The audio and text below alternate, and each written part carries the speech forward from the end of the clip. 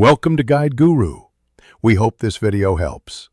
You begin by collecting the essential inputs, task list, durations, and dependencies.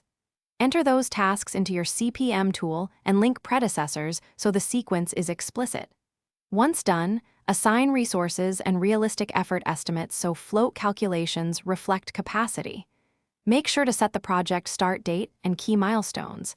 This anchors early and late dates. You do this now because accurate inputs produce a valid critical path and prevent schedule drift later. Next, you run the forward pass to compute earliest start and finish dates, then the backward pass for latest dates. This reveals task slack. As you calculate, verify dependencies and adjust lags or leads, small errors here change the critical path.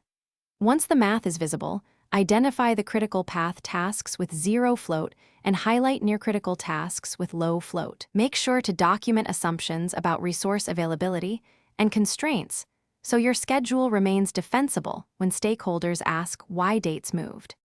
Finally, optimize and put the schedule into practice. If deadlines demand, compress via fast tracking or selective crashing while weighing cost and risk. Once you agree on the plan, baseline the schedule so you can track variance against earned progress. During execution, update actuals regularly and recalc the CPM.